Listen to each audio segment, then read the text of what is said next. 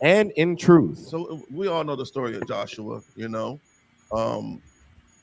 for those of you that don't, you go just read up in the chapter and it'll explain to you what's actually happening right now. All right. Right now, Joshua is conducting a self-assessment of, those that are going to follow the Most High Power according to the laws of Moses, the laws that were given to the Israelite. All right. And he said, if what? Now what? Now, therefore, fear the Lord. What does it mean to fear the Lord? What does it mean to fear the Lord? Blacks, Hispanics, and Native Indians, I don't truly believe that we have a healthy fear of the Most High Power. We weren't taught that in the church. We weren't taught that there were actual consequences for, breaking the commandments. We were taught that. We were taught about grace, and we were taught about God's, unyielding love for us and everyone else, right? How do you fear the Lord? First of all, who is the Lord? So in the church, we're taught that Jesus is God. That's what they teach in the church. You're taught to pledge your allegiance to a stringy-haired, dog-headed devil, all right? That image of Caesar Borgia, man, second son of Pope Alexander VI of Rome. That's who Christians pray to. That's who they swear by. That's what we were all taught to swear by, all right? But the Lord, the Bible says the Lord is a man of war. We know that the Lord, for the Most High Power, his name is Yahweh, all right? Not what these fake woke Israelites and individualites are trying to convey about, Salaki, if you can, who the Most High Power is, all right? Salaki, if I may. All right. How do you fear the Lord, man? Go ahead, Officer Darash. Like you fear the Lord by knowing that he has commandments to keep. So you want to make sure that you keep the Lord's commandments. And if you don't keep the Lord's commandments, you know that there's always a consequence that comes with not keeping his commandments. Salaki, brother. Say that one more time. Well, we know in the Bible that the Lord gave the Israelites commandments. So right. we as Blacks, Hispanics, and Native Indians have rules to follow. So he just gave the Israelites the law. He didn't give it to nobody else. Right. That mixed multitude that everybody's hanging their hat on, that spiritual Israel is non-existent, right? Right. All right. So when you say he gave the law to Israelites, he didn't give it to Africans. He didn't give it to Europeans. He didn't give it to the Polynesians. He didn't give it to the East Indians. He gave it to who? Israel. Most High in Christ. And you said the Israelites are? The Blacks, Hispanics, and Native Indians. That's right. So-called, right? Continue. So to fear the Lord, knowing that the Lord has consequences for not following his commandments. Right. Or consequences. Did you learn that in the church? Lie, sir. Yeah. So it took coming in here and closing my mouth, getting my brain washed free from the lies of that crooked pastor, all right, to learn about the curses that are outlined in the book of Deuteronomy, man, the 28th chapter. We talk about us being cursed because of our disobedience, and that makes more sense to me with respect to the love of the Most High. If I'm doing something that's contrary to, what my Father expects of me, I would expect my Father, if he loves me, to correct me, all right? The Bible says that God chasteneth those whom he loves. That sounds more like the love, a real love, all right? And not this facade of unconditional love that the pastors in the Christian church want you to believe in, man, all right? So in the church, regardless of what you do, you're taught that God loves you, right? So knowing that, nothing is off limits. It's the reason why we're in the conditions that we're in, because we're not taught about the punishments. We're not taught about the curses, all right? We're not taught to what? Fear the Lord, right? Keep reading. And serve him in sincerity. Go ahead, brother. Salaki, sir. We're getting some feedback. Somebody got their mic on or something. We're getting some feedback. Are you getting feedback over there? I hear a little something. Yeah, now whatever you did, it stopped. No, I didn't hit anything. It just stopped. Okay, we good. Salaki, sir. No, Most High Christ, the water for that. Okay. All right. Shout out to everybody that's in the chat. You know what I'm saying? Logged into the class. All right. Continue with that verse, Officer Darash. Khan. And serve him in sincerity and in truth. What does it mean to serve the Lord in sincerity and in truth? John 8:32 talks about truth, right? And ye shall know the truth, and the truth shall make you free, right? So when we talk about serving the Lord in sincerity, you know, honestly and in truth, what does that mean? The things that you do should matter. Everything that you do. Because so-called Blacks, Hispanics, and Native Indians, man, our lives are real. Where we live, the environments in which we live, those are real spaces, very dangerous places, all right? Places that have limited resources, places that lack opportunity to advance. You know, you think about the resources and the lack thereof that are in our communities, in the ghetto, in the projects, in the El Barrio, on the reservation, in the favelas. That's real. So we don't have time to do anything that's vain or anything that's fake or false or that doesn't have any actual meaning with respect to our culture, all right? Or our traditions or our customs. The love that we have to have for one another has to be a real thing, all right? Read that again. And serve him when? And serve him in sincerity and in truth. Right. When you look at the oppressor's culture, his culture, it equates to fallacy, man. The things that he celebrates are full of vanity. I mean, you think about him worshiping all the other gods at the root of every one of his holidays. Either he's worshiping himself or he's worshiping a god that he made up. He's worshiping his destruction of another people, or he's worshiping an idol. And these customs, if you so-called Black, Hispanic, and Native Indian, you can't afford to embrace these customs. You cannot afford to cover yourself with this covering of another people, all right? So, in layman's terms, you can't eat pork, shrimp, crab, and lobster, all right? You can't celebrate your birthday, Father's Day, Mother's Day, any of the holidays, Christmas, which is coming up, Thanksgiving. You can't celebrate those things, all right? That's how you serve the Most High Power, in sincerity and in truth. Because us keeping the Passover, that's a real thing. Those Egyptians and those 10 plagues that they went through. I don't read about us going through those plagues. I read about the Egyptians suffering through those plagues and being damned because of those plagues, all right? But it's all contingent to our obedience. And this is what Joshua is trying to garner with the Israelites, man. Keep reading. And put away the gods which your fathers served on the other side of the flood. So you think about the gods that were worshipped, that were served on the other side of the flood. No need to mention them, but those gods are back in the earth today. Those gods are being celebrated in the earth today by God's chosen people, because the church isn't speaking up against you celebrating your birthday, where you become God for the day, which is a very ancient Egyptian custom. The church isn't telling you that you can't celebrate Christmas or not to even celebrate Thanksgiving. They have fall festivals at the church, which is supposed to be a substitute for the celebration of Samhain or Halloween.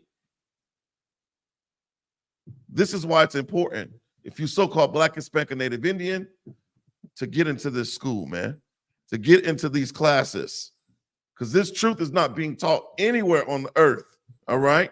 You get half-truths. A half-truth is debased by half of a lie, all right? You want the whole truth and nothing but the truth. All right. Keep reading. And in Egypt, and serve ye the Lord. So you said it again. And in Egypt, and serve ye the Lord. Right. All the other gods of the Egyptians served and worshipped. See, in Egypt, they embraced polytheism, even though Pharaoh was a god. All right. And we all know the names of the Egyptian gods.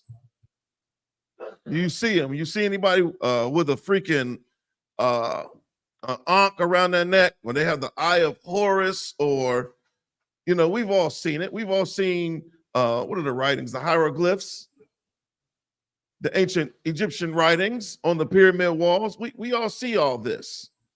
The Lord put a separation or a difference between their culture and our culture, our customs, our traditions. All right. Keep reading. Verse 15. And if it seem evil unto you to serve the Lord. Why would it seem evil unto you to serve the Lord? Why? We know that something that is evil is morally bad or wicked, right? And when I think about that, according to what the Bible says, evil is commonplace with sin. I mean, what is the paradigm by which you measure what's right or what's wrong? You can't depend upon your own moral compass. Someone has to be making that determination. Someone with wisdom, someone with understanding, man. And for damn sure can't be us. So you think about that, all right? Why would it seem evil for you to serve the Lord? What does your family say to you when you say, "Oh, we gotta go to Atlanta, Georgia to keep the Passover. We planning a week-long vacation." You tell your job that, man. They look at you like you're crazy. They look at you like, they're sending out the invitations right now for the Christmas party at my slavery. Everybody named mama, out of the 5 years I've been there, not ever attending the Christmas party. What makes this year any different for me? I serve the Lord. I fear the Lord. I'm not trying to serve the gods of the Amorites or the gods on the other side of the flood. But it seems evil to the other people, to Christians, people that are in the world, the things that we do, keeping the Sabbath, going to camp, paying your tithes, those things seem evil to someone that has been indoctrinated with Christianity. Those things are evil to someone that is trying to hold on to America. Those things seem evil to individuals that want you to go cast your vote and want you to believe that you have power in casting your vote. They want you to wholeheartedly believe in America when America has never had love for so-called Blacks, Hispanics, and Native Indians. Make it make sense. And if it seem evil unto you to serve the Lord, why would it seem evil? Go ahead, brother. Because people who are still in the world, they do not want to change, or they're accustomed to doing the same things they've always done in the world. Right. Damn right, Officer Durant. Give him a hand. He in the class with us tonight. Yes. Most High in Christ. Yeah. And you know, like how you're walking it through now. It's so important now, because now what we're looking at a record that was, let me say, 2,000, 3,000 years old. And you know what was laid down by our forefathers now. And now we can be able to comprehend and really bring out this truth and follow in the footsteps of our fathers. Because now, why? This is supposed to be taught our sons and our sons' sons. So now right. you see that same legacy, what is portrayed right now in this school. Because now we have righteous fathers, righteous black men on our own, Hispanic and Native Indian men, continuing on in this legacy. So now what again, it's so important, because now it's showing the spirit of brotherhood. And this is the whole point, because now we have a record rich in culture and history. And without us, without the Lord's Spirit in the earth, we see what can happen. And this is why, again, the Lord always raised up righteous black men to continue on in this legacy, because he have a high repetition, and this repetition now is to rule you in righteousness. Yes, so that, yeah. No. Give him a hand. Get out of my hand. He's absolutely right. And see, the beautiful thing about this school, as N.W.O said, is we're breaking generational curses, man. My children, they don't have to endure the evil that I did, being raised up in the Christian church, being lied to, looking at the illustrations on the Sabbath school lessons and seeing nothing but white faces on Jesus, on all the angels, on all the prophets, and not seeing a black face ever. My children don't have to endure that shame. My children don't get passed through the fire, man. They don't go trick-or-treating. They don't have a spirit of expectation during Christmas. They're not waiting for they're looking at a calendar, waiting for their birthday to come. All right. We are breaking generational curses in this school, man. And it absolutely means something. Don't think that the angels are not giving report on the things that we do continually in this school, man. The Bible says the eyes of the Lord are everywhere, beholding the good and the evil. It's very, very important that we practically apply the truth of this Bible to our lives. This is not rocket science. We have the playbook right here within the pages of this book. Right. I don't know. Well, I do know why. Christian pastors, man, not wanting to teach this truth because it's not popular, because it is divisive, because it does identify, those that the Lord loves and those that the Lord hates, man. All right? Damn right. He's absolutely right, man. We're supposed to teach these things to our children, and they're going to teach it to their children. The Bible says, train up a child the way he should grow. We're supposed to be growing in truth continually. All right? It's a beautiful thing. If anything else outside of that is evil. All right? This is how we get our morals. It's not because of some, evangelical. We listening to Billy Graham and, Joel Osteen and Joyce Meyer and Shirley Caesar and what the hell they think. Contrary to what the Most High Power said. Contrary to what Christ actually did when he was on earth, man. Christians, they don't walk after Christ. All right? All right, continue with that scripture, brother. Khan. Tell them where you are. Start from 15. This is the book of Joshua, chapter 24, verse 15.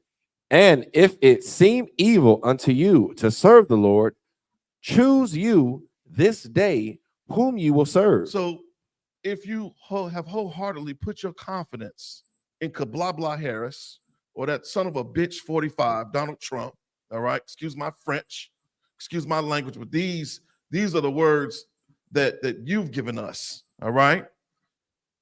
If you put your trust in these leaders, man, we're going to continue to be destroyed, all right? And it's an evil thing because you're choosing them over serving the Lord. You're choosing Planned Parenthood, which is a big part of the platform that Kabla Harris is running on. A woman's right to choose, or reproductive rights. Her having the right to unalive or to shed innocent blood, man. The cessation of a pregnancy. That's a big ticket item that's on the ballot. In America, the world has been polarized because of this. Now, what do you think? Where do you think Christ would stand with respect to this subject, man? Do you think he would be pro-choice or would he be pro-life? Do you think he would give a woman the liberty or the freedom to murder and to shed that innocent blood of a child? It doesn't make sense to me. Right. When I read about Christ, when I read about the Most High Power, the structure that the law gives is cut and dry. The Bible says, thou shalt not kill, which translates to thou shalt not murder. And that's exactly what that is. All right. Beyond that, I don't give a damn about Project 2025, man. The rulers over the earth, over America, they're going to do whatever the hell they want. All right. Your safety, your protection, that hedge of protection that was around Job, you can have that same hedge of protection. All you got to do is serve the Lord, man, in sincerity and in truth. All right. And if it seemed evil to you, keep reading. To serve the Lord, choose you this day whom ye will We're serve. drawing a line in the sand. The Isupk has drawn a line in the sand a long time ago. And we have opted to do what is necessary to be righteous, man. We have chosen to be obedient in the face of what? Adversity, in the face of being hated, in the face of being called a hate group, because we say that the so-called oppressor is the devil or the deceiver that the Bible speaks of. Who else got you believing that it's evil to serve the Lord and to keep feast days and high holy days, according to what the Bible actually says, contrary to the oppressor's holiday system? Who's got you thinking that? Choose you this day whom ye will serve. So-called black man, Hispanic man, Native Indian man, woman, and child. I got my mind made up. What say you? Keep reading. Verse 15. Whether the gods which your fathers served that were on the other side of the flood, Right. or the gods of the Amorites, in whose land ye dwell. Right. We serve the gods of the people that are pretty much in rulership here in America, man, or on the earth. The Bible says the earth is given into the hand of the wicked. These people are morally bad and evil. Everything that they do, everything that they touch is destroyed. Everything that they pollute everything. This is the reason why we're supposed to be separate, man. All right? Keep reading. But as for me and my house, But as for who? but as for me and my house, Right? As for me and my family, right? These 12 tribes, so-called blacks, Hispanics, and Native Indians. Keep reading. we will serve the Lord. That's right, man. We're going to serve the Lord, and we're going to do it proudly, man. We're going to serve the Lord in the face of all adversity. We're going to serve the Lord in the face of any opposition, man.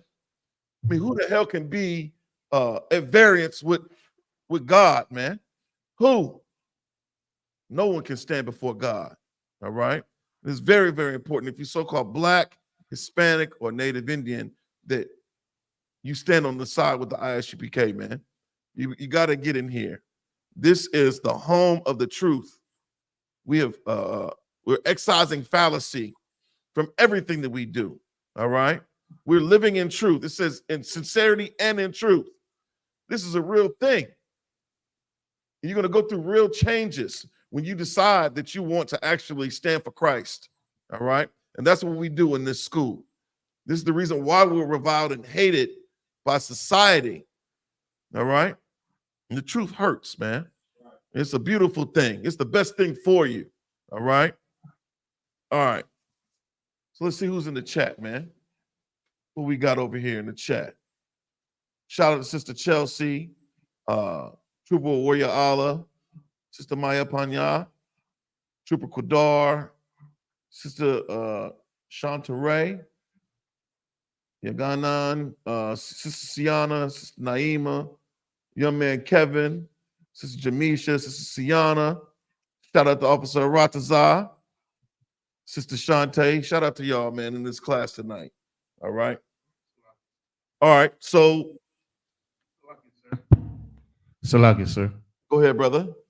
I just want to say that what you bringing out is so heavy pertaining to the time that we're in, because like today I sent 3 articles to Officer Zion and to Captain Nathak. Okay.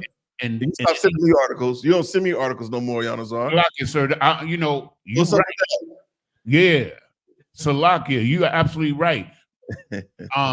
And I should have sent them to you because these articles are heavy. Like all three of these articles are separate articles, but they all about the same thing. Right.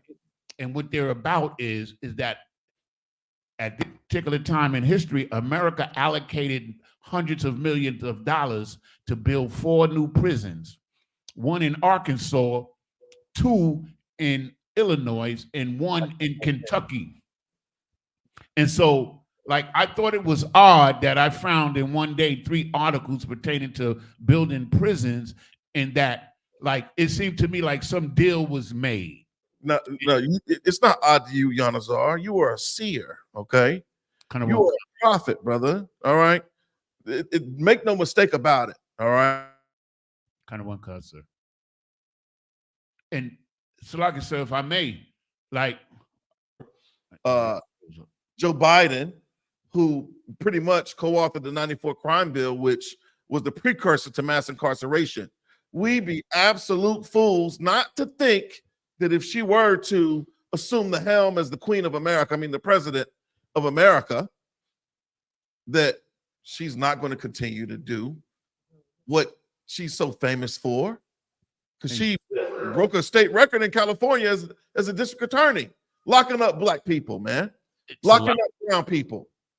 And Salakia, sir, if I may, sir, like what you just said is heavy, because when I talked to Officer Zion about it, he said the same. He said the same thing that you said. You know what I'm saying? Because it has, like, all 3 of these states, they have Republican governors. Right. But yet her handprints is on all of this. They made some kind of deal. Why all of a sudden there's going to be 4 new prisons built in America right before the days of the election? You know, and like they done made a deal. They getting ready to do something to us, man. Oh yeah. And we better listen to Commander General Yohana, the generals, the captains, and the officers in Isupk, man, or we going to be in a hell of a fix, man. No, damn right. You right about that, man. Man, like they know that they can't create. Now, what Salaki, sir, I just want to say this and then I'm done with it. Like all of these towns, right, that they build these prisons in, they're gonna make sure that Billy Bob has a job and that you're locked up. You understand? One of the prison in Kentucky, they already allocated $550 million for that prison. You know, and so like you said, we seers, so we have to tell the people what's going on, because that means they're getting ready to lock more Blacks, Hispanics, and Native Indians up. That's simply what that means. No, you're right. You're right. You're absolutely right. And we'd be foolish not to teach our people Salakia. And with that, Salakia, sir. Hold on, let me get you. No, you good. You good. I control. And with that, I'm gonna pass the class over to Captain the 13,000 Thought, man. Clap it up, clap it up. Tawada Akion. Shalom, Yishkathon. Yeah, how is Shemata? How you all doing? Tawaba Wan. All good? Tawaba Wan. Who went and get ink on the finger? What'd you say, sir? Who had a hand in the pocket? Take it out. Yeah. All right, Akim. Let's start off with Psalms 74. I think Batizan another question last week, right? So let's try and get them questions you all had last week. All right. Psalms, I think, is 74 and 14. You can start at 11. All right. Yeah, so you're you know what I mean, after the class, you're gonna sit down and take a look at these, you know what I mean, at this clown show. The call election. You understand? Right? Who got it for me? Let me see. Who The Rosh, you got it? Slakia, sir. Khan, sir. Come on. This is the book of Psalms, chapter 74, verse 11. Mm-hmm. Why withdrawest thou thy hand, Mm-hmm. even thy right hand? Mm-hmm. Pluck it out of thy bosom. So this King David, right? This is King David here. And if you read above, he's describing the Babylonians destroying Israel, coming in and destroying Israel. All right. Now, he's asking the Lord to do what? Read one more time. Why withdrawest thou thy hand, Mm-hmm. even thy right hand? Pluck it out of thy bosom. So what is King David asking the Lord? Why is he doing what? So like you said, he's asking him why is he not helping him with his strength? Like why is he not, Yes. delivering him? You know what I mean? Keep what Kowal just said as we go down further. Right? Read on. Remember what he said. Verse 12. Mm-hmm. For God is my king of old. For God is my what? For God is my king of old. God is my king of old. You understand? That's very important to understand too with the time we're in right now. Right? We want to make who? These oppressors our what? Our king. Right. By doing all this voting BS. But King David is saying what? You are my king from what? From old. You understand? King David ain't deciding when to follow the Lord. You know what I mean? When it pleases him to follow the Lord. No, he ain't doing that. Right? Read on. Working salvation in the midst of the earth. Working what? Working salvation in the midst of the earth. Why? What's in the midst of the earth? While the Lord working salvation? What's in the midst? Come on. Salakia, sir. Mm-hmm. Oppression. Yes, oppression, death, destruction. And in the midst of all of that is what? Black people, Hispanics, and First Nation salvation. The Lord working that act. You understand? What's going on right now in the Middle East? The Lord is what? Working your salvation. Right? Read on. Verse 13. Mm-hmm. Thou didst divide the sea by thy strength. Thou didst what? Thou didst divide the sea by thy strength. So what is he speaking about here? What is David bringing to recollection? Salakia, sir. Come on. Dividing of the Red Sea. Yes. All right. David is talking about the Lord dividing that Red Sea with his hands. So what? Blacks, Hispanics, and First Nation people could walk across, right? That floor, the seabed, to get to the what? The other side. Right? Read on. Away from who? Away from the Egyptians. All right, read on. Thou breakest the heads of the dragons in the waters. Right. And the dragons, what are the dragons in the water? What is he describing?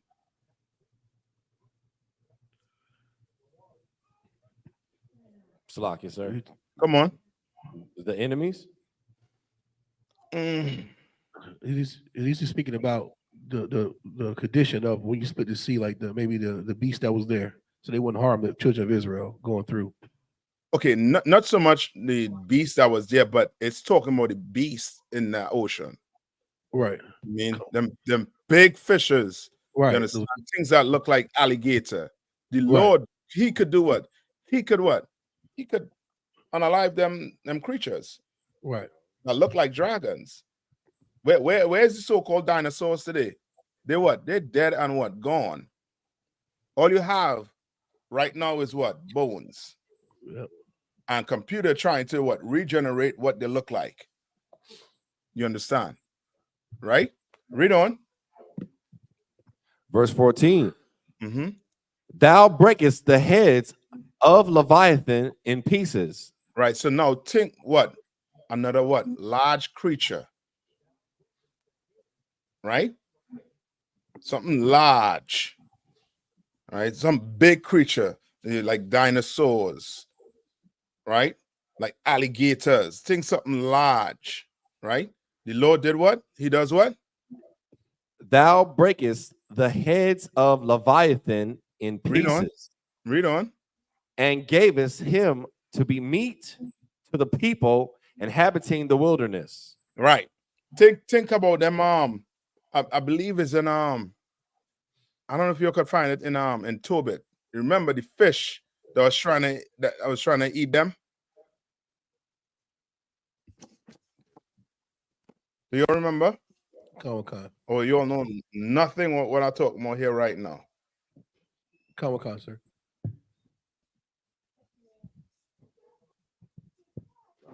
You sure? Somebody can find it for me. Hold on.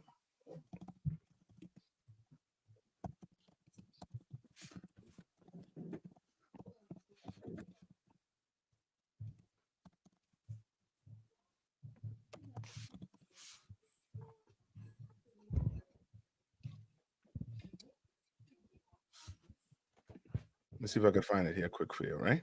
1 minute. There was a large fish. Hold on. Check Tobit 6. Right. Tobit 6 and 3. This is the book of Tobit, chapter 6 and verse 3.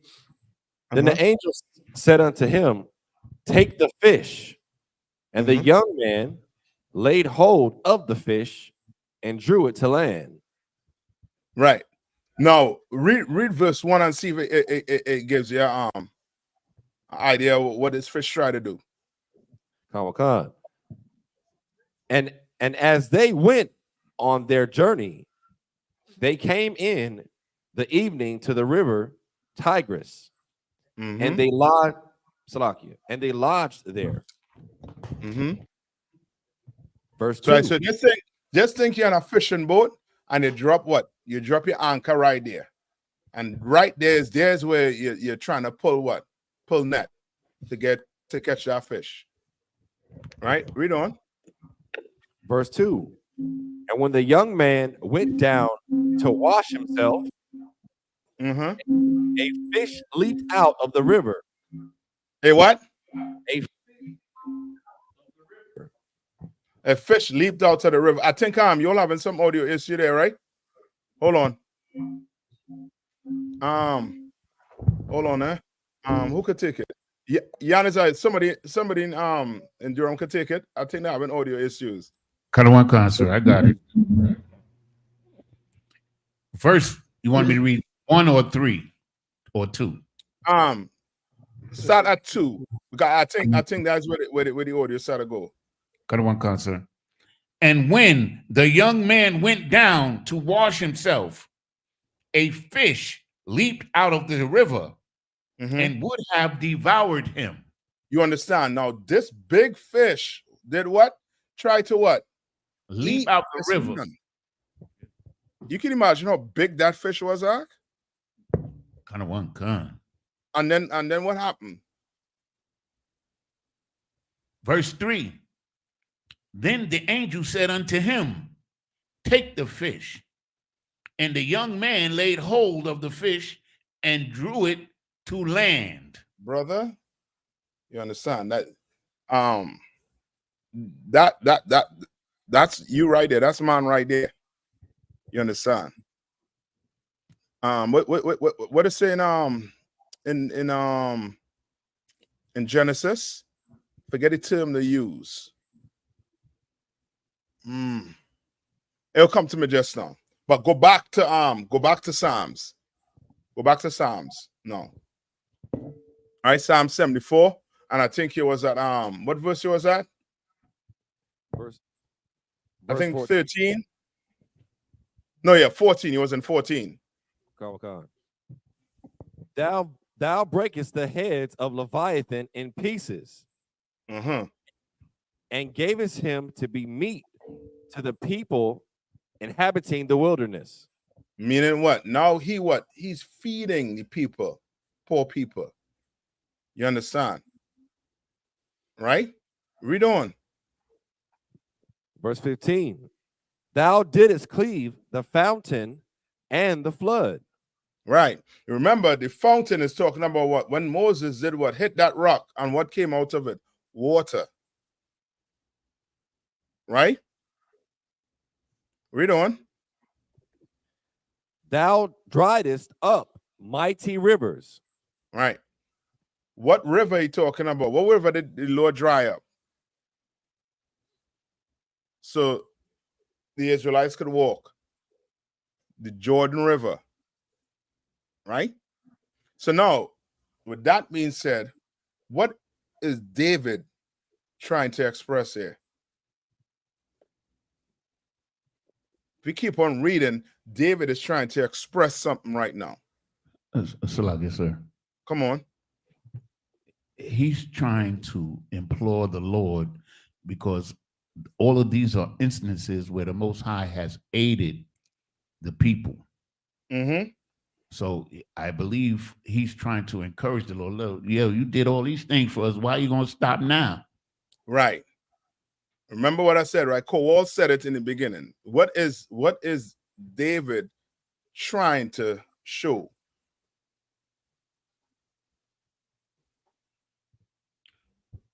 The power, right. Huh?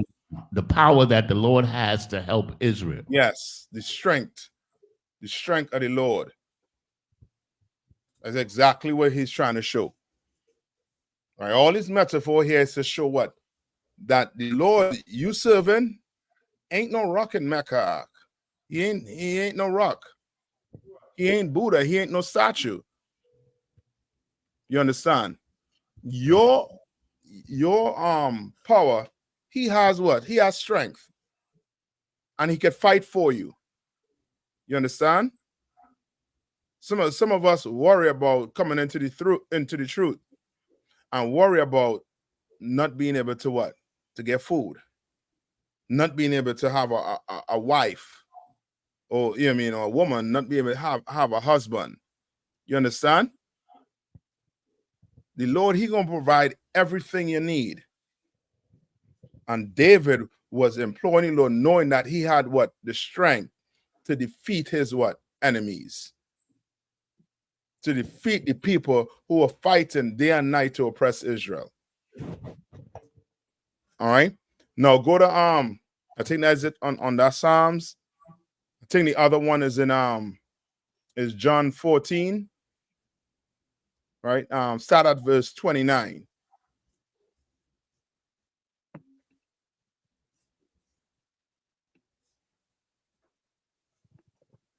This is the book of John, chapter 14, verse 29. Mm-hmm. And now I have told you before it come to pass, that when it is come to pass, ye might believe.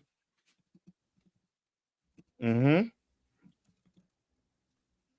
Verse 30. Go ahead. Hereafter I will not talk much with you. Mm-hmm. For the prince of this world cometh and hath nothing in me. Verse 31. Now hold on. I think the part in there is the part what? For prince, right? Kind of one kind, sir. All right.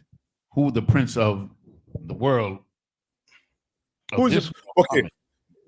Yes. So Christ is the prince of what? The world to come. Yes. Who's the prince of this world? The oppressor, the wicked. Yes. Right. He does not have Christ in him. You understand? He does not. Right? Go to I think it's in Thessalonians.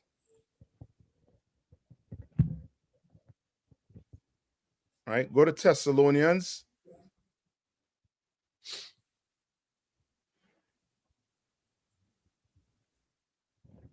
Right?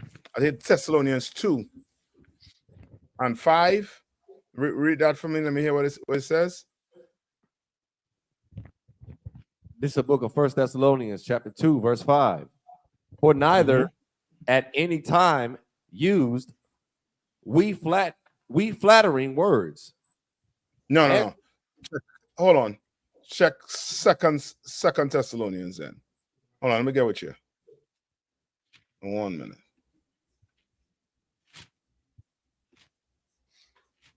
All right. Let me get with you.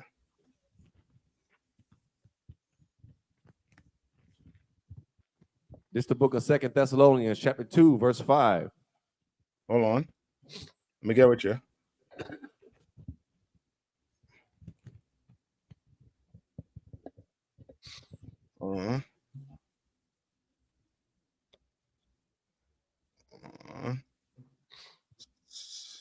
No, this is not it.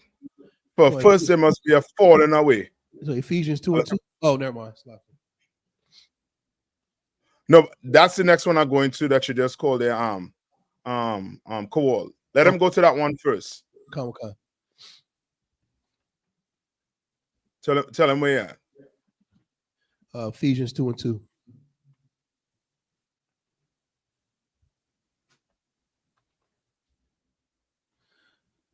Sluggy, sir. Can you also use when Satan tempted Yahweh in the wilderness?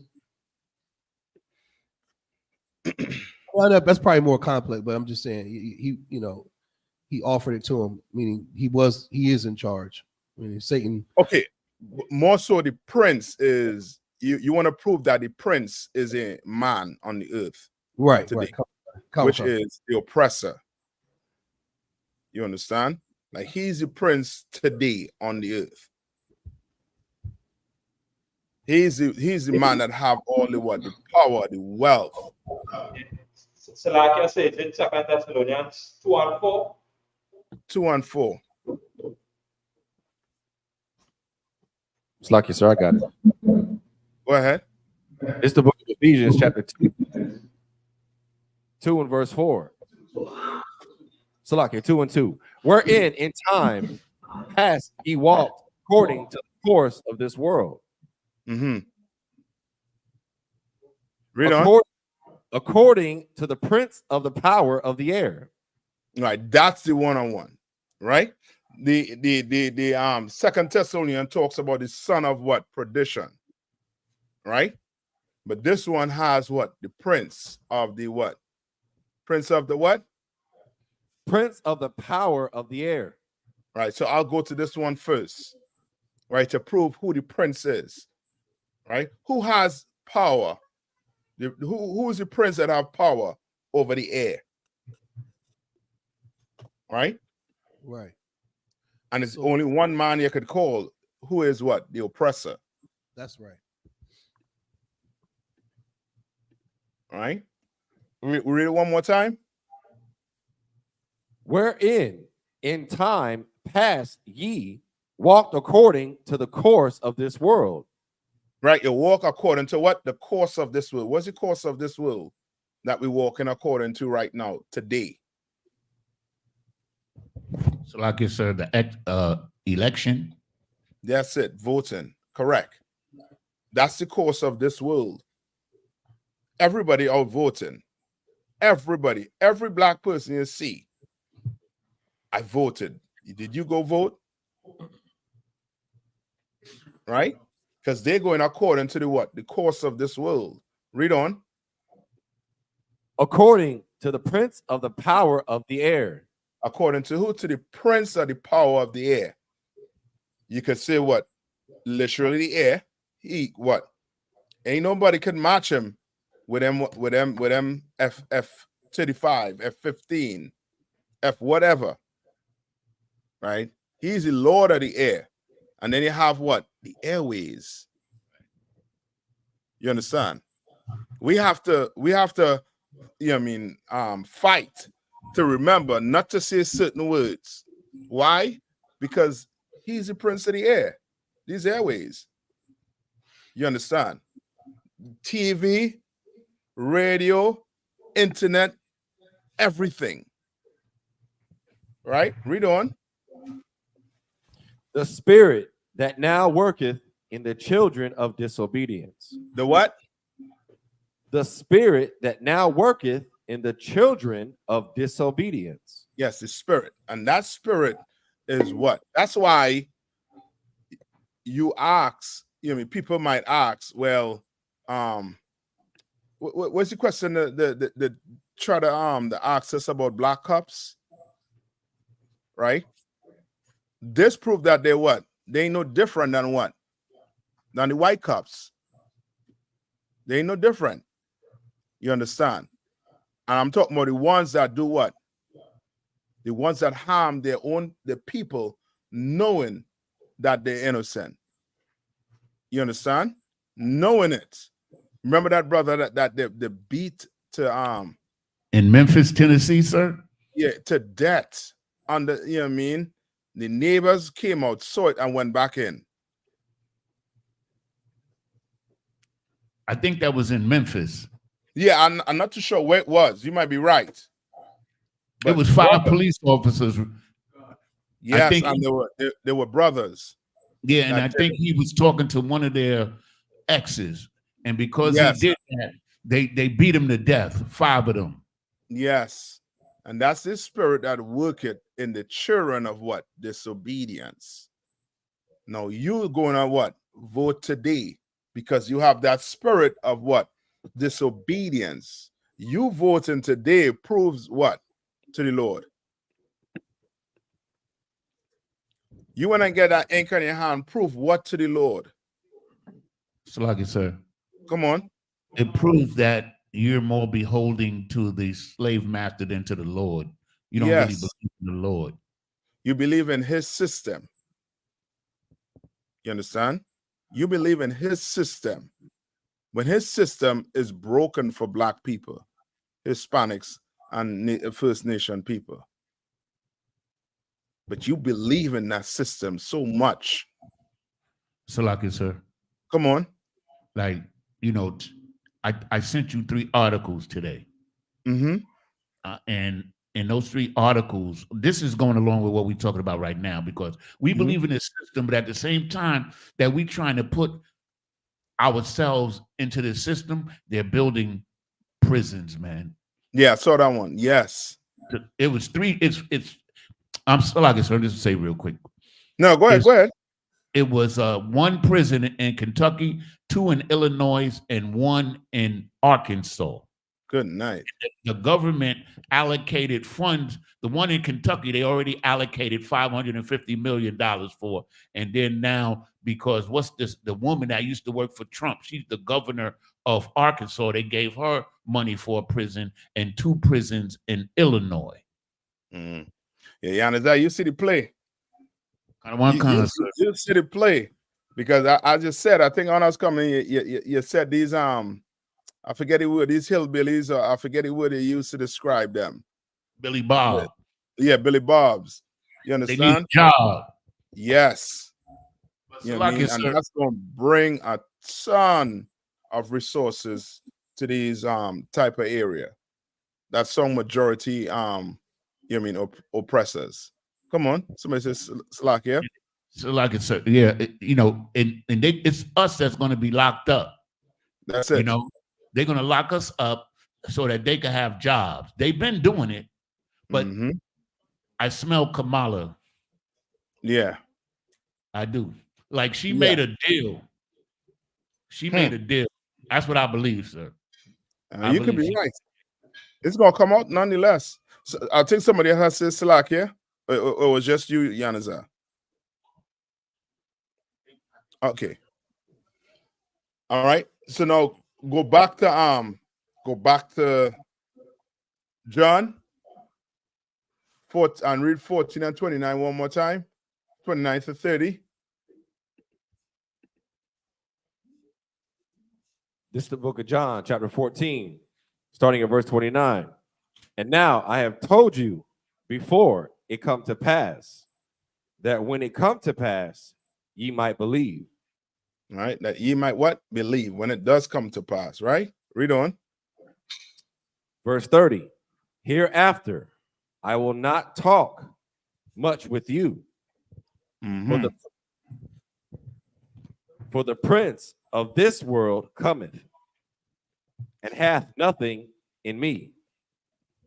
Yes. Right? The prince of the world cometh, meaning now Christ's prophecy did come true. Why? Because you could clearly see what? that these oppressors do not have Christ in them, and never did, and never will. All right. So the prince there is the oppressor. Is speaking about. All right. Go to Ecclesiasticus 4:27.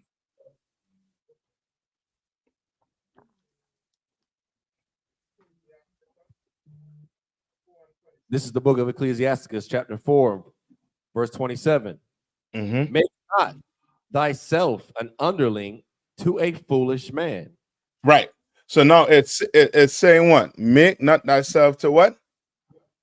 Make not thyself an underling to a foolish man.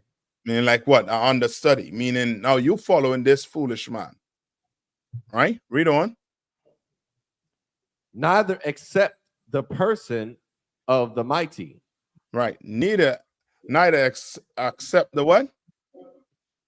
Neither accept the person of the mighty. Yeah, what is that speaking about? Salakia, sir. Mm-hmm. The mighty are the people in charge that's running things. Like, don't try to be down with them. You know, don't. The mighty aren't the mighty the people that's running things, the ones that have power. I'll take that. You own it. Okay. But what does it say not to do with the mighty? Don't accept them. Because if you accept them, that means that they're going to have power directly over you, and you're going to be the underling. Read one more time. Okay. Make not thyself an underling to a foolish man. Mm-hmm. And neither accept the person of the mighty. Right. Okay. Now, when I say accept the person of the mighty, right? What is that talking about? I need that part right there. Accept.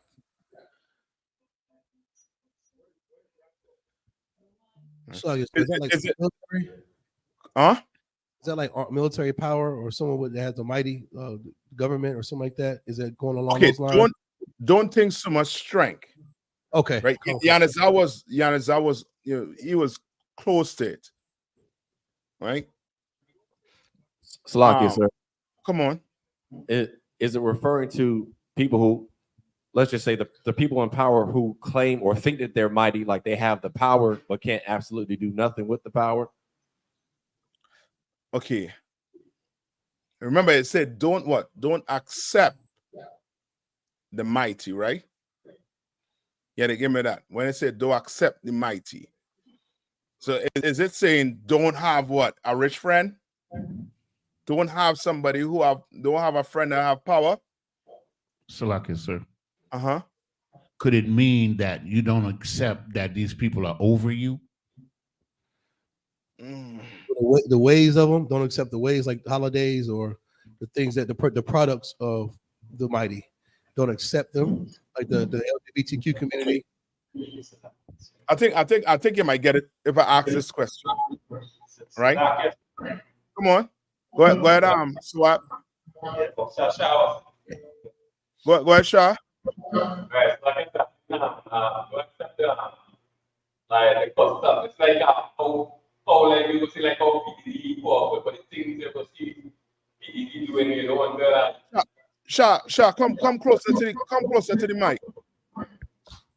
yeah, so like do accept the custom, just like how PDD equal, but you don't want to do the things what PDD doing. Like you know, be engaging in and all these things and okay. I think that's the same thing. That was the same thing the brothers and them was getting to. It not so much don't accept what they're doing, right? Think more so, okay, when the Bible say don't have respect to a person, what is this speaking about? Rich people, or like the judgment meeting. Well, you don't want to give a judgment to a person like, you know, Meek Mill was in jail. like you get preferential treatment because if you're poor, of course you can't afford, attorneys and all that stuff. If you're rich, you get probation or parole, and respective persons. The rich and mighty always get the favorable over the poor. That's it. Salakia, sir. That is what you just explained there is what we just read. Okay. You understand? Come on. Could you also just say, don't get caught up in the status of a person? Yes, that's it. Like, don't accept him because he rich. Meaning, don't think that. Don't give him a pass because he rich. In other words, you understand? Like with P. Diddy, you don't want to be like, well, he ain't do that. You know what I mean? Don't be like some of these, you know what I mean, like some of these brothers and sisters who don't want to look at the evidence, at the facts. You understand? Some of us ain't doing that. Some of us look at what? We just looking at this rich man or this rich woman and being what? Nah, he didn't do that. He didn't do that. So like I said, Come on. and they're hypocrites because like P. Diddy, he committed lascivious kind of crimes, like sexually related kind of crimes, right? But he can't get bail. But there's a guy in New York who choked a brother to death on the train, and he's walking around right now, free. Yeah. And he's on, and they said that when he was choking the dude, a Hispanic brother in New York said, like, he was telling the dude to get off him. He said the devil was like in a trance. He testified that in the court. Yeah. Yep. You know what I mean? Here they do. You know what I mean? They accept the mighty. They accept the rich and powerful people in this country. You got money. Guess what? How much charges Donald Trump get charged with? I'm a motherfucker, man. What you eat? Huh? 37. He's convicted of 34. And is he going to see the light or day in jail? More than likely not. Hell no. So like, I don't want. Come on. It's like, just to add to what also young as I was saying, like it was another devil who had the same exact charges as Diddy, same exact charges, same bail amount, everything was the same, and that devil got bail and he walking around right now free. Yeah. Yes. And who again? You all forget about Hunter Biden's son. I mean, Joe Biden's son, Hunter. Right? He was convicted. He went and signed a federal document. He went and lied on federal document. Got convicted. You hearing anything about him? No. Because in this place, they accept the mighty. You understand? And the Lord is telling you what? Read it one more time.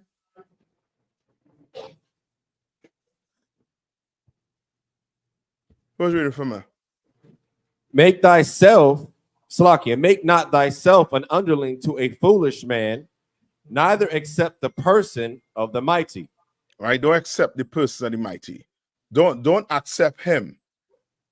Right? Don't accept what he's saying is right because he's rich. Don't accept him.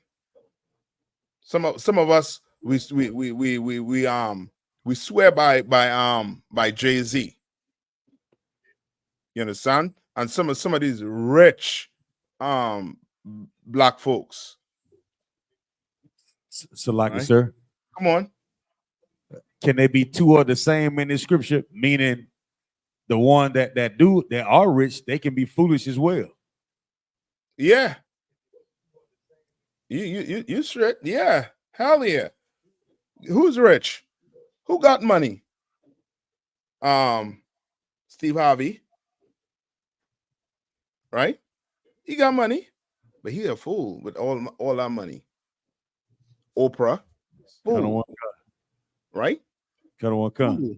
They might be, yeah, I mean, what I call them? Mongols or moguls. Right? When it comes to business, you know what I mean? You sit down with them, they tell you you know what I mean, tell you how to go about, you know what I mean, getting the business situated. But life, you're gonna let Steve Harvey teach you about marriage? Are you a fool? So like, sir, that just like the what's the cat that be on the Breakfast Club? What's his name? Charlemagne. The other one. Oh, yeah. I saw boy, the Puerto Rican brother. Go on. It was like he's a property tycoon. Like he goes out and buys like all type of properties and flip them. Yet and still like the brother don't see, the position that he places his daughter in, his child in. Yeah. Like how the internet views that, you know what I'm saying? In that position. No, I think they do see it, but money is, you know what I mean, just like it's the oppressor God, it's their God too. You know what I mean? Like they will do anything for money, right? Give me okay, so we good with this. Go to I think the last one was the question we had was Revelation 21 and 1. Revelation 21 and 1. It's like Any question, just type it in. It's like if I made a one. Come on. So like to add to what Officer was saying, like what you and Officer was saying, like everybody sees it. You know what I'm saying? Like even with Steve Harvey, we all see it, but everybody ignored it. You know what I'm saying? Like if you look at Steve Harvey's daughter, what was it, Laurie Harvey or something like that? Like she go from man to man to man to man, you know what I'm saying? And he was the one, that's his daughter. You know what I'm saying? You wrote a whole book about marriage and how to think like a man and X, Y, Z. And now look at what your daughter does in the world. You know what I'm saying? So why the hell would anybody listen to Steve Harvey when we see what Steve Harvey's daughter does? She for the streets. Yeah, you're right. She is for the streets, right? And that's because of Steve Harvey. She was an underling to him, to a foolish man, right? Now go to Revelation 21 and 1. This is the book of Revelation, chapter 21, verse 1. And I saw a new heaven and a new earth. Go ahead. For the first heaven and the first earth were passed away. And there was no more sea. Right. So he said what? Read it from the top one more time. I saw what? And I saw a new heaven. A new heaven. And a new earth. For the first heaven and the first earth were passed away. Right. The first heaven and the first earth has what? Passed away. So this basically is speaking about what here right now. The new heaven coming. That's your second Ezra's. Right? I think it's 9 and 6. All right. Kind of pull that. Second Ezra's 9 and 6. Pull that quick.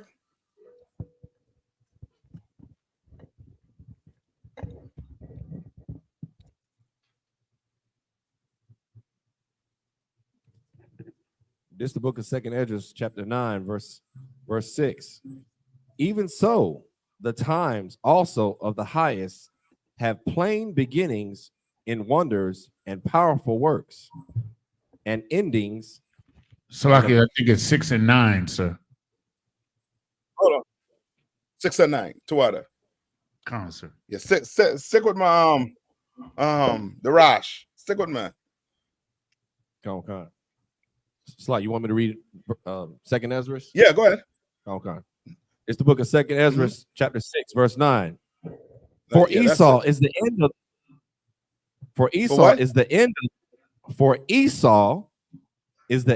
the world. Right. Esau is the end of the world. They like to show you a ton of movies where they're showing you the earth coming to an end. This world we in coming to an end. And everybody on the earth trying to, you know what I mean, somebody out there with the brain enough to do what? To fight and kill the aliens and alive the aliens that are coming to destroy the earth. All right, but the Bible is saying what? For Esau is the end of the world. No, the Bible is saying a specific people is the what? End of the world. And who's Esau? Your oppressor. He's the end of the world. Read on. And Jacob is the beginning of it that followeth. And now Jacob is the beginning, meaning blacks, Hispanics, and First Nation people. We are going to rise. That's why while his kingdom is falling, what? Ours is what? Rising. More and more. You understand? More and more you see wars taking place on the earth. More and more you see it taking place on the earth. More and more black, Hispanics, and First Nation people, we're going to rise out. You understand? The dust we in. Right? Now go back to Revelation. Let's get in No-C. This is the book of Revelation, chapter 21, verse 1. Mm-hmm. And I saw a new heaven and a new earth. Mm-hmm. For Right? the first heaven and the first earth were passed away. Mm-hmm. And there was no more sea. All right, so think of the sea. There's a saying, I tend to say the sea of Rome, where the people that what in it, there's no more sea. What's going on in the earth right now? People doing what? Voting, celebrating Christmas, right? What's coming up? Yeah, Christmas is coming up. New Year's is coming up. All that taking place. The Lord is referring that as saying what? There's no more sea. There's no more people that doing what? Celebrating these holidays. That breaking his what? His laws, statutes, and commandments. There's none. You understand? There's none. That's why he said what? He saw what? A new heaven and a new what? Earth. Because in that new heaven and in that new earth, there ain't gonna be no voting, ain't gonna be no Christmas, ain't gonna be no Thanksgiving. You understand? Ain't gonna be no LGBTQ marriage. All of that done. Right? The earth gonna be brand new. All right. All right. So we good with those? Kind of one kind. And any questions? Come on.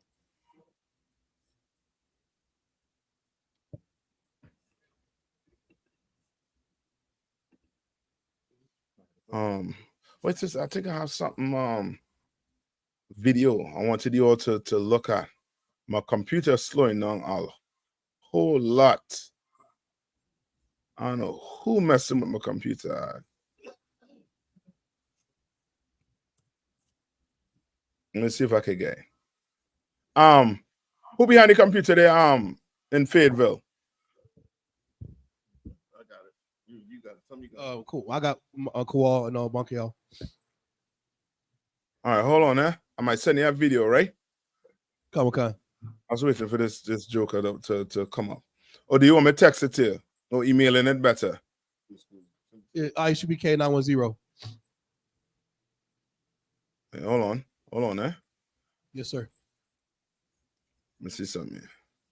Brother, there's a video you all, you know what I mean, to see the spirit black people in right now. All right. And that spirit is let's see, hold on. All right. While I'm doing that, right? Somebody look up I think it's in 1965. The 1965 Voting Act. Kind of one. What was it? 1965 voting rights. No, that was 64. 64 voting rights. Yeah.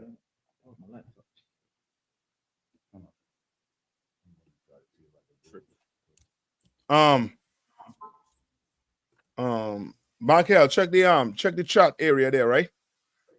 I sent you a video, right? We ain't gonna look at the whole thing, but we'll just play a little bit of it, right? But I want that 1965 Voting Act. All right. And then So like yes, it says, man, 64, sir. come on. 64, come on.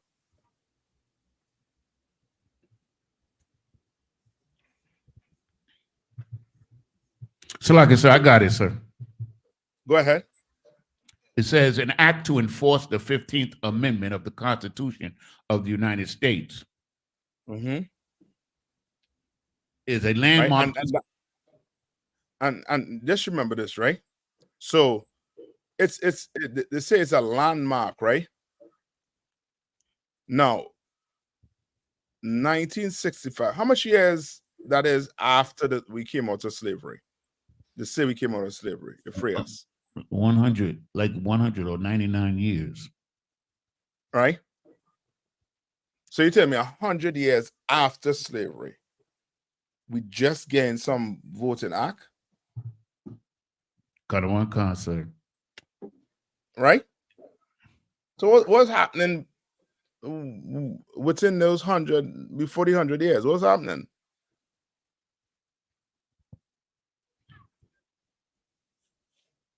Like right? it was like when we had Black Wall Street, did we care who was in office?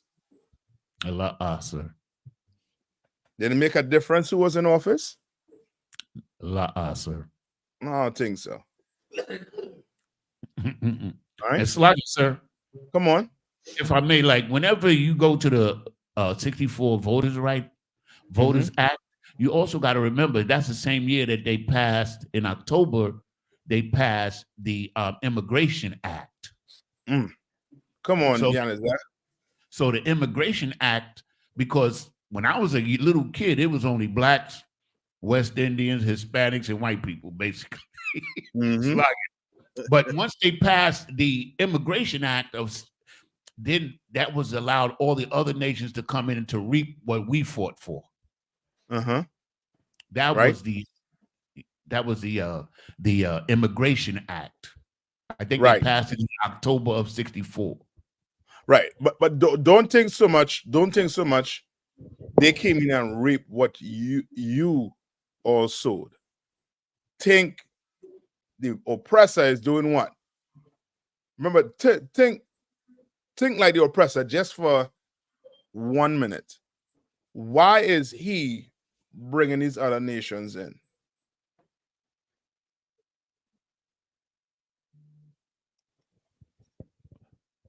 So like remember, he is a what? What did the Bible say about the oppressor? He's crafty. He's the yes, most he's cunning. He's subtle. Right?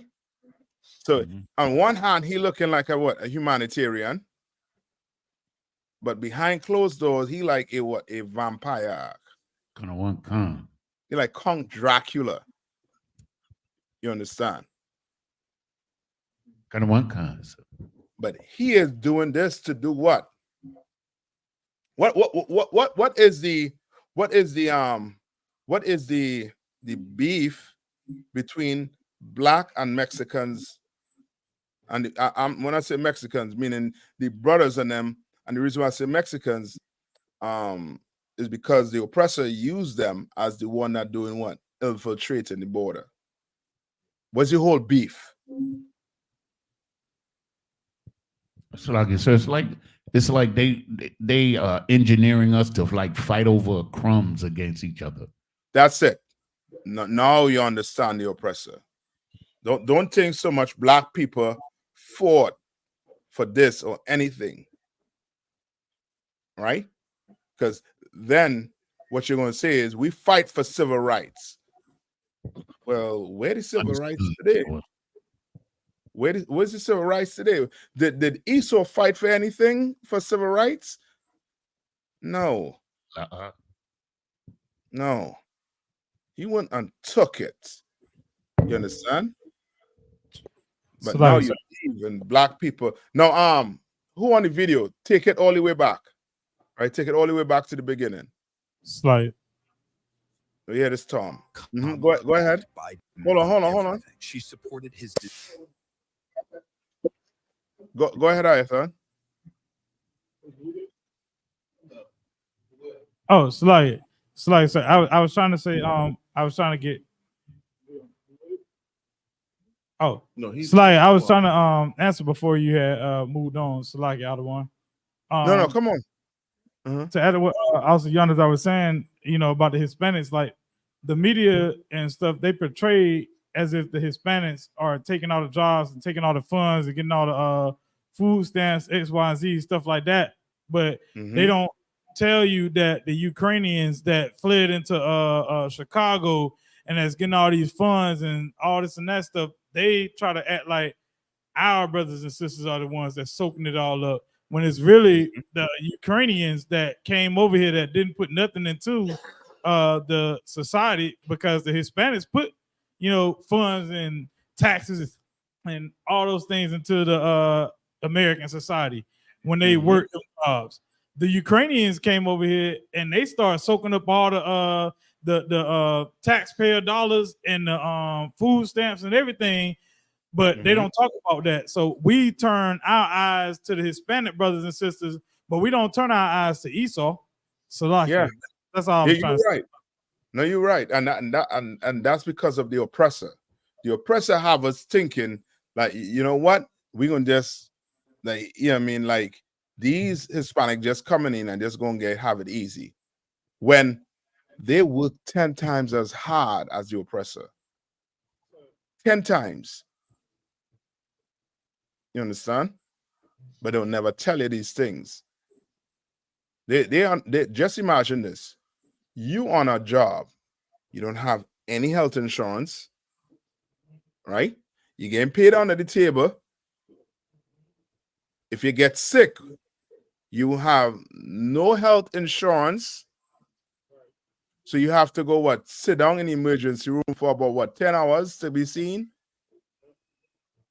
You're undocumented. You have a boss who know you're undocumented and threatening you every day that he gonna call ICE on you. Like, they're in a real bad place, sir.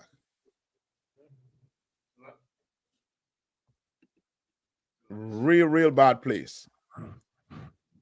Right? And Donald Trump tried to win the election tonight. He's trying to win it by pitting them against us. Come on. Remember the brother down in Florida that he was working on this this plantation, and he had got I think it was like heat stroke, and because he didn't have no insurance, like they just let him out there and he died out there. Yeah, just in line with what you're talking about right now. Yeah. Like, you think people leaving the country and enjoying the fact that they're leaving the country to come here and live? No, they're not. You're destabilizing the country, so they have to leave the country. Your policies is destabilizing countries in South and Central America. Why think the Venezuelans all the way up here? Because it destabilized the country. They just imagine what's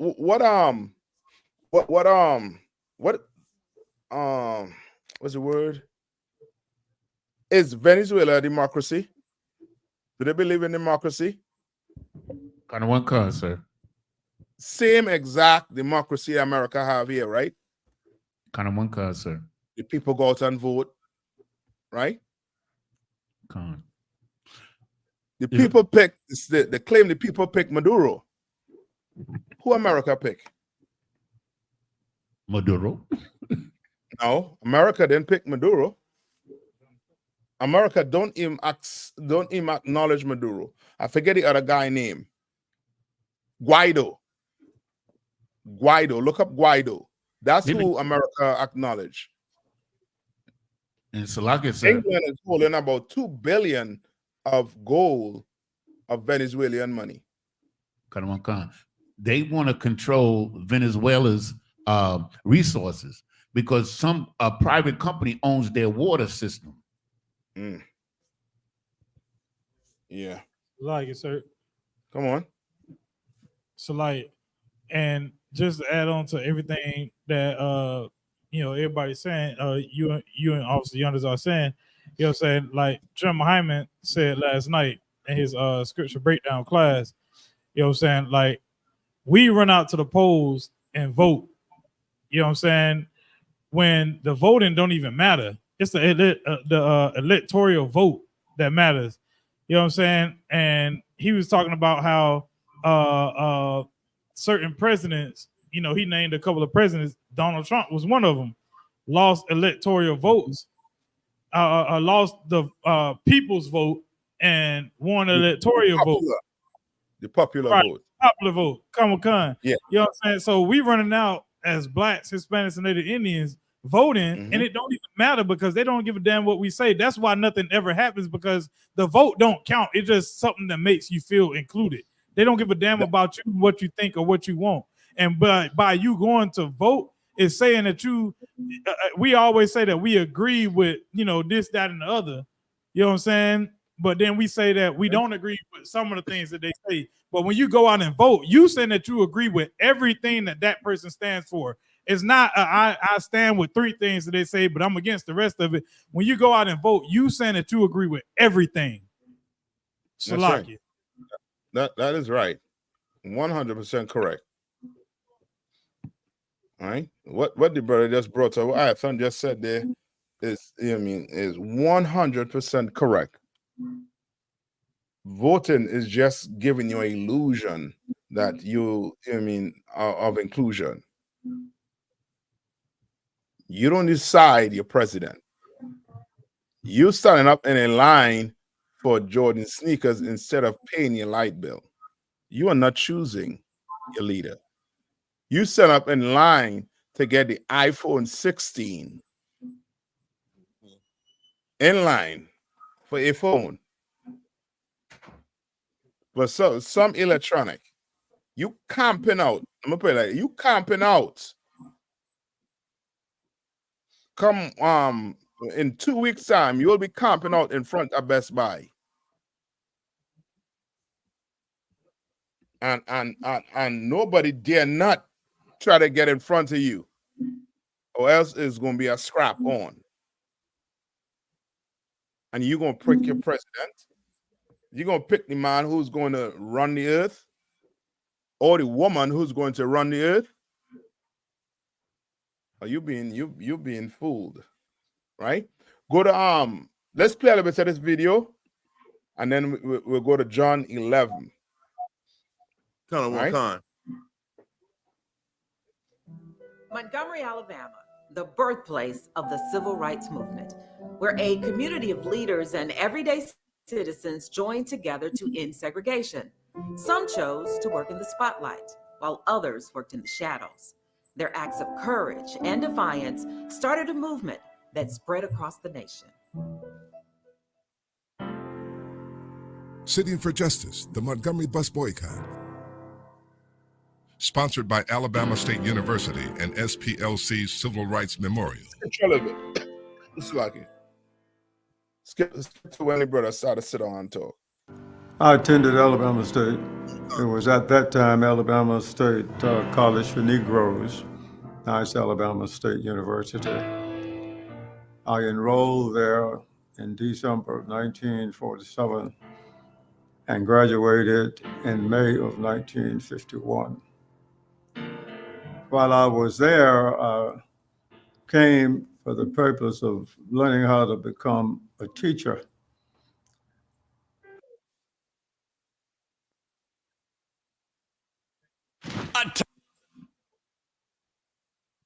Good night. Hold tight. Yeah, you can let it play, but yeah. But as I grew up in Montgomery, and their whole fight is to what? Their fight is to what? End segregation. And these are your who? What type of men? These are who? These are your mighty men. But they what? Oh, con. Fighting to end segregation. Why? Because they are what? What did the Bible call them? What does the Bible call this type of man? Go to Ecclesiasticus 40 and 28.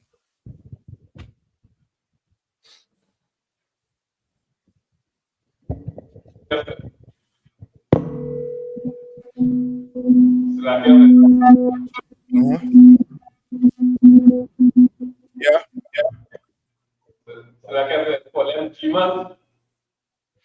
Call them what? Dreamer. Say it one more time. So like they call them dreamers. Dreamers? Yeah, dreamers. Okay, not so much dreamers, right? I'll see what you're saying when you call them dreamers. I'll take that. But there's something, is an adjective that's going to describe them in a way where, you know what I mean, you don't want to be seen like this, right? And being seen like this show that you're very weak. You know what I mean? A dreamer is, you know what I mean, ain't no problem. But being this shows you are weak. Right? Read this.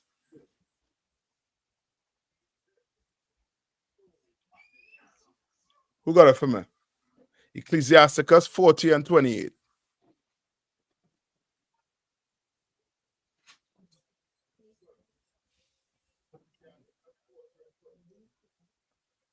So like I said, I got it, sir. Come on, Tawada. This is the book of Ecclesiasticus, chapter 40 and verse 28. Mm-hmm. My son, lead not a beggar's life. My what? Lead not a beggar's life. Right, you teach your son this. Don't be a what? A beggar. Right. Don't do that. Don't go around begging people. You don't have a PS4 or PS5. Who the hell cares? Who the hell cares? You don't have a Benz? Who the hell cares?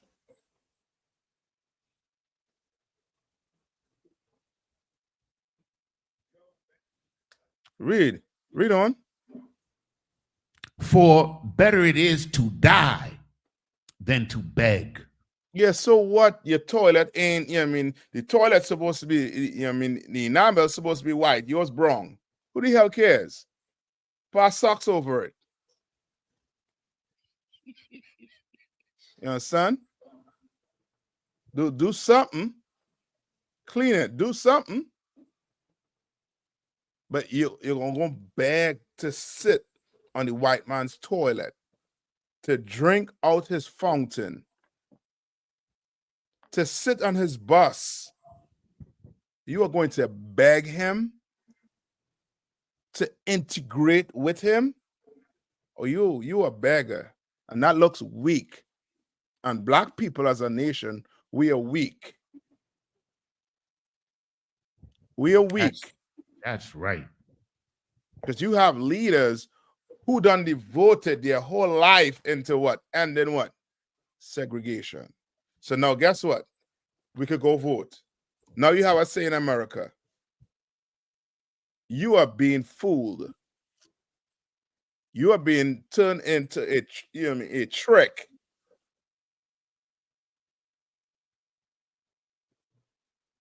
You know, it's like Catholics, right? Do Catholics worship Mary?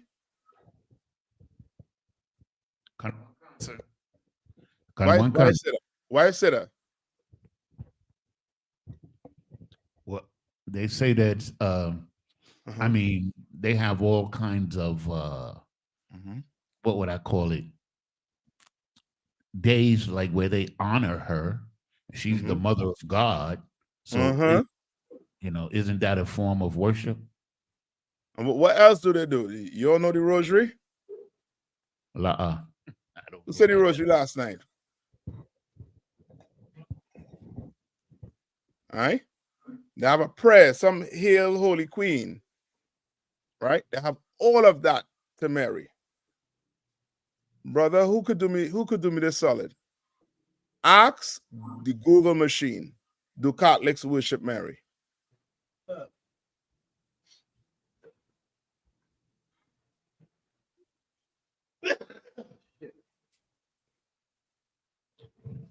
Who did it? Okay, Google. So like, sir. Come on. So like, Oscar was asking, the Google, but I remember, if I may, I remember the DC camp. I can't remember if I seen you on the video or not, but I know Captain Machado was up there, and you know how they had the Mary hanging from the noose, and the captain walked by and he was throwing the Mary down the street, pulling it back by the noose, like reeling it in, so like reeling it back in, and the captain wanted to buy the Mary off the damn sign.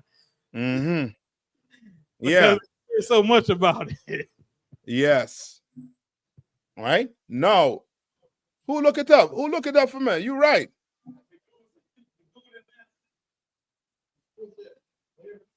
Okay, Google. Google didn't answer. She won't answer. No, yeah, look it up on your phone. Come on, Akim. We up on the time. So like I said, they have no Catholics do not worship Mary.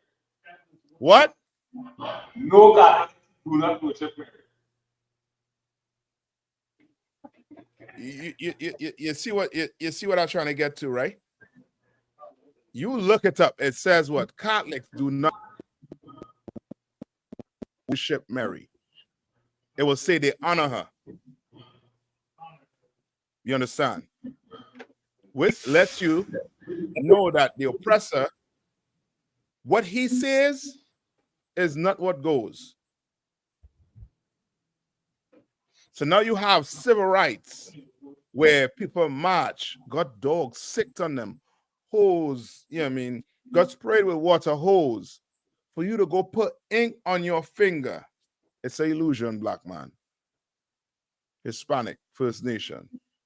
It's an illusion. You are not picking your leaders.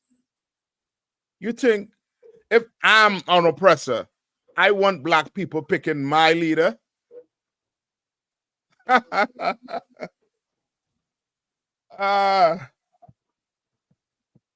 You think in the kingdom of heaven, you want an oppressor trying to pick some leader? Oh, hell no. That ain't happening. But you have black men and black women fighting to what? To integrate. And this is why. Go to no, finish off that that verse from Yanaza. Got one sir. For better it is, this is the book of Ecclesiasticus, chapter 40 and verse 28. For better it is to die than to beg. You understand? And in here you learn that well. We don't beg. We don't beg the oppressor for justice. We don't beg him for anything. We get on our knees and we pray to the Lord. And we ask Christ. You understand? We say in the name of Christ, we want this place to fall. We want our oppressor to fall. Don't beg the oppressor for anything. We'll die before we do it. You see me on a roof ark and water up to, you know what I mean, water, you know what I mean, fitting to be up to my neck. Better not send no oppressor with no helicopter to get me out. Let me die with dignity. You understand? You will not beg for anything.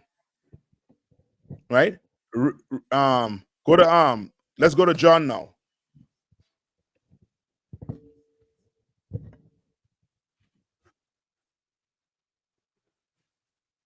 Go to John 11. Let's start at maybe let's start at 39. This is the book of John, chapter 11, verse 39. And Jesus said, "Take ye away the stone, Martha."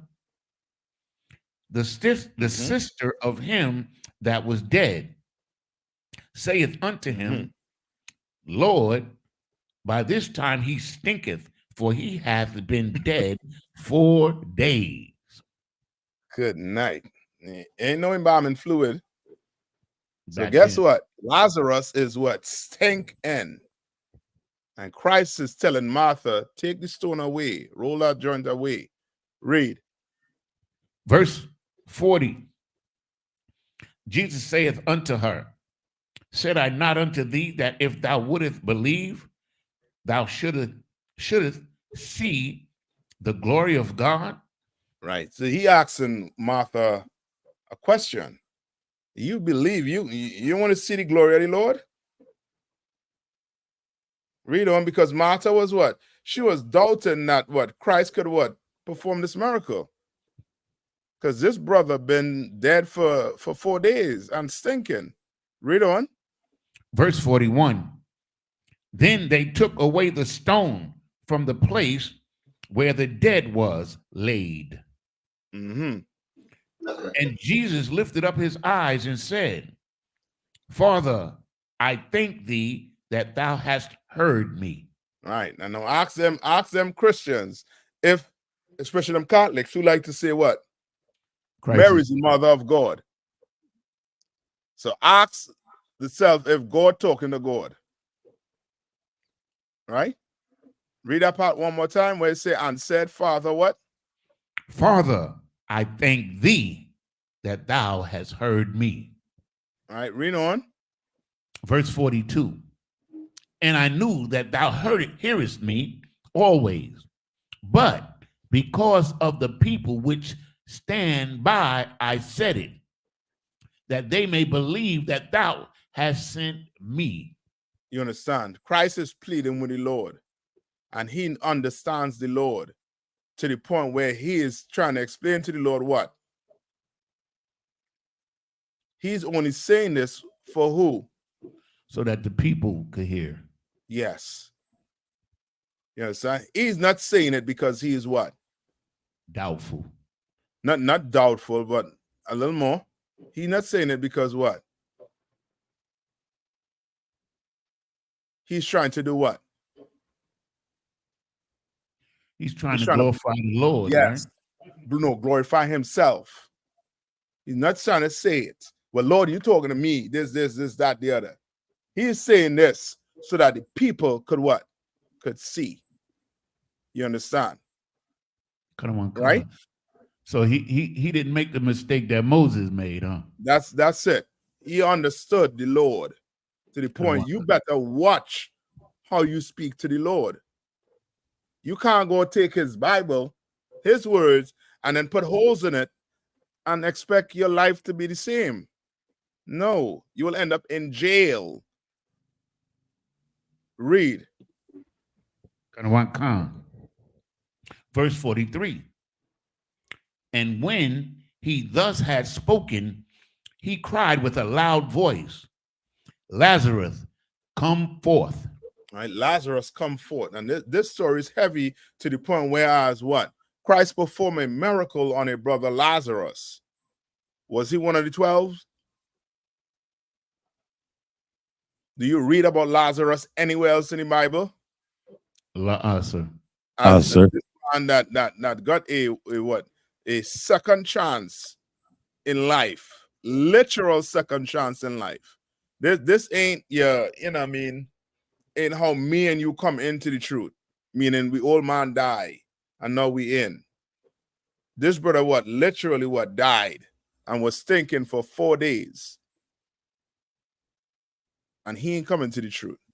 No, understand that, you'll understand who you're going out on the street talking to. Right, read on. Come. Verse 44. And he that was dead came forth, bound hand and foot with grave clothes. And his Read on. face was bound about with a napkin.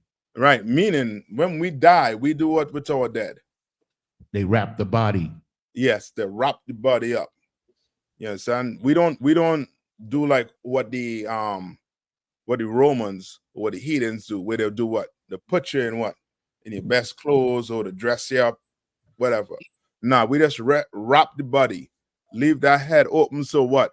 So oil could be poured on it. Right? So that napkin was just on his face. Maybe they were covering it. Right? Read on.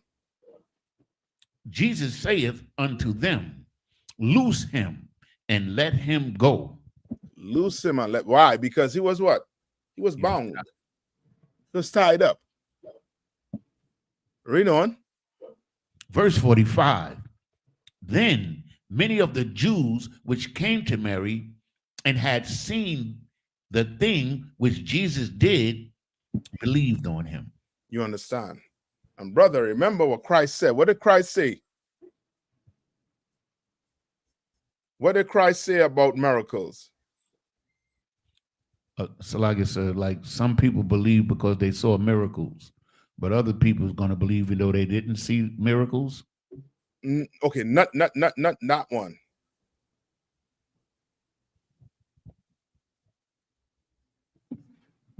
He said something pertaining to miracles about brothers Like, performing miracles. would it be I do miracles in my Father's name that sent me? Go to who's reading? Yaniza? Come on, concert. You hold where at the Rash. Read this to me. John 14 and 12. And remember what Christ just did, right? What did Christ just do?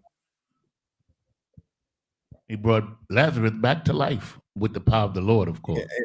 A man, don't say it, he was stinking. You understand? A man who was what? Decaying, he brought back to life. All right? This is the book of John, chapter 14, verse 12. Verily, verily, I say unto you, he that believeth on me, the works that I do, shall he do also. All right? This is what Christ said. This is in red. This is coming out of Christ's mouth. Read on. And greater works than these shall he do, because I go unto my Father. You understand? What's Christ saying here?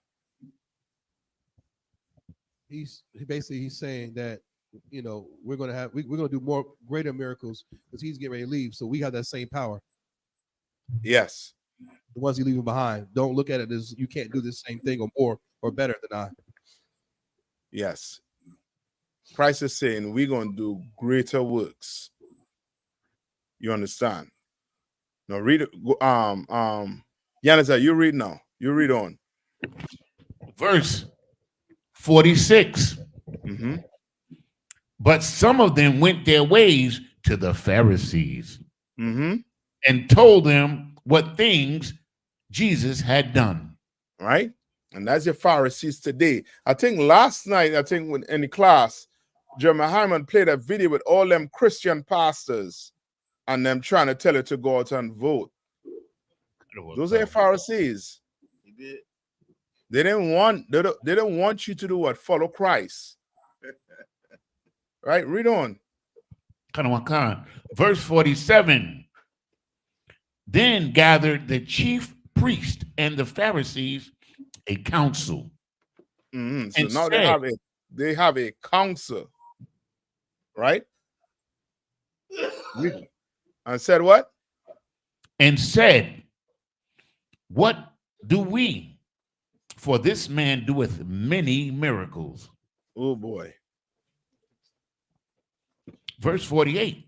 You understand? When brothers and sisters stop voting, stop celebrating Christmas, stop doing all manner of evil in this place, they're going to be asking the question, what are we going to do with these Negroes here in the corner? They done asking the question already. They're asking the question already. What we going to do with these Negroes here? Read. If we let him thus alone, all men will believe on him. And the Romans shall come and take away both our place and nation. You understand? Now you understand why your leaders try to do what? Get rid of what? Segregation. It's a luggage, sir. Come on. This is like the scripture we just read in Ecclesiasticus. You understand? Because these people are foolish because the Romans already got their nation and their place under their control. Yes. But what are they what are they actually talking about when they say take away the place and nation? They still have the priesthood. What's your root? What's your root to all Money. of this? Yes, that is it. Money. This election thing has to deal with what? Money. This segregation has to deal with what? Money. Anything that has to deal with the destruction of your people, somebody is what? Profiting. Yes, somebody profiting. Somebody profiting out. For this empire to stand, right, we have to be oppressed. But while you're being oppressed, you have an illusion as if you're what? You're free. Part of. Because oppressed people can't what? Vote. How you know oppressed people couldn't vote? Because you were in slavery and they didn't allow you to vote in slavery. So now you're free. So you're a free man, so you could vote. You're voting for Donald Trump, Kamala, you're voting for. It's an illusion. And your black leaders don't care it's an illusion. All they care about is money. Money, money, money. Just like your preachers. Your preachers went on television, national television, made an advertisement to push people into voting. That should never, ever happen. But it did. Why? Money. Read on. Verse 49. And one of them named Caiaphas, being the high priest that same year, said unto them, ye know nothing at all. Right? He's so like, yeah, I mean, he's the mastermind behind it. You all know nothing. But here what we're going to do. Read. Verse 50. Now, Salaki, nor consider that it is expedient for us that one man should die for the people. Right? One man had to die for who? The people. Right? And that one man was what? Christ. Read on. So, okay. And that the whole nation perish not. You understand? Read on. Verse 51. And this spake he not of himself, but being high priest that year, he prophesied that Jesus should die for that nation. You understand? Like they were plotting on doing what? Killing him. Yeah, they were plotting on doing it. Why? Because they wanted the what? The Roman way. Yeah. They wanted America and its democracy, or what looks like a democracy, right? But really is somewhat of a republic, right? Because their whole system is what? You go vote, but who you voting for? The oppressor. Yes, meaning I trying to get like the chain to the presidency. You go vote for your candidate, right? your candidate does what? What does the candidate do? He lies. Meaning your candidate now, he go vote who he wants to vote for. But guess what?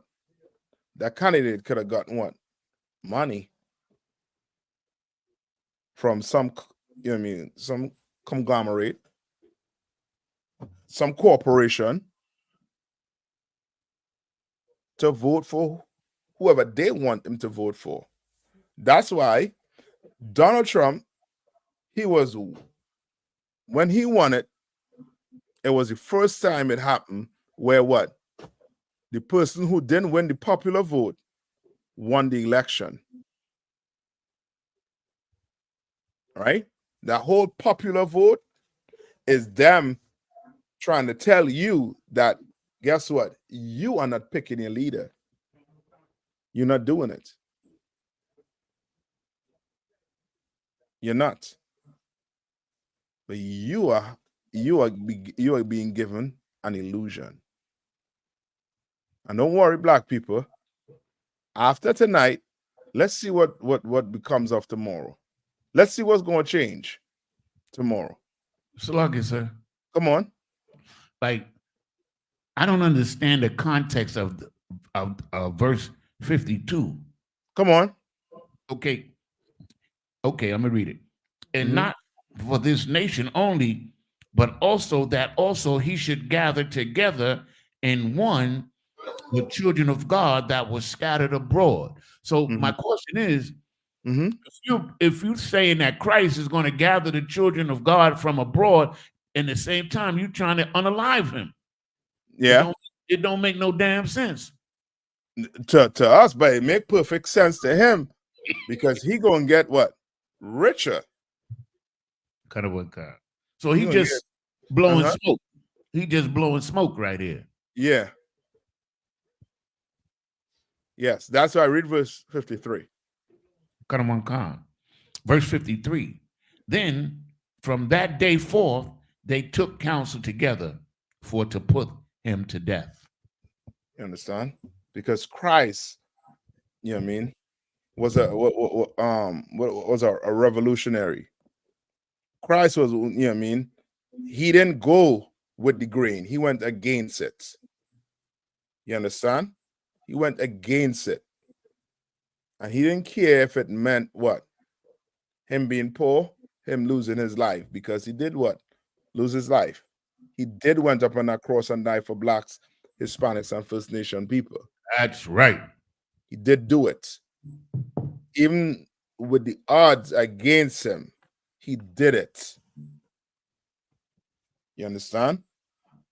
And knowing that, I'm going to give my vote, pledge my allegiance to somebody else who ain't worthy, who ain't show me that they're willing to die for a nation, even though they never did anything. Nah, I ain't doing that. Y'all want proof? Look, no ink. None whatsoever. You understand? Not in here. We don't do that. All right. Any questions? I know we're up on the time. Any questions before I let you all out? So you all could go, watch that clown show.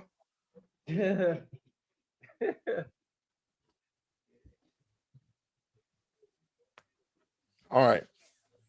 With that, I'm going to pass the class over to priest and Officer Darash. Darashamath. Darashamath. I apologize. Men of Israel, Majum. We're going to render one courtesy salute to Captain Ayatollah. Shabbat. Majum. Barak. Yahweh Shem Yahshua Barakatah. Yadamata. Sorry, we can turn and face the sisters. Hold on. Yahweh Bashim Yahshua Barakatah. Yadamata. Sorry, means turn and face the sisters. Sisters of Majum. Men of Israel, we're going to render one courtesy salute to the sisters. Men of Israel, Majum. Shabbat. Amajum. Barak. Y'all have time? System Ushadi means to be seated. ISUPK security announcements. We're the ISUPK, started out of 1 West 125th Street, Harlem, New York. Rule for new brother or sister. When a new brother or sister comes into the school, they are off limits for 6 months. They are to be saluted only. They are here to shed themselves of the world. If they need transportation, the teacher will arrange it. After 6 months, if a brother or sister has an interest in a particular person, he or she must get permission from the head to speak to a brother or sister. There's another 6 months in which the brother and sister will court each other. After the 6-month period, the brother and sister will get permission from the head to marry. Ties, which is a commandment. Numbers chapter 18, verse 21. Malachi chapter 3, verses 8 through 10. Means 10th in the Hebrew, ma'ashara. 10% of every penny of any increase the Lord gives you. Give to the treasury department or teacher. Priest fund. Free will offering for priests, not mandatory, whatsoever amount you would like. Upcoming holy convocations. We have the Feast of Dedication, which is Hanukkah, Wednesday 25th, December the 25th. First Maccabees, chapter 4, verses 52 through 61. We also have the Texas Cookout from November the 30th through this. We also have the Passover, the 56th Passover coming up, which is on April the 12th, 2025 in Atlanta, Georgia. So don't forget about that. Mark that on your calendar. If anyone wants to be a trooper in the school, start wearing all black boots, shirt, pants, headband, scarf. And with that, class dismissed.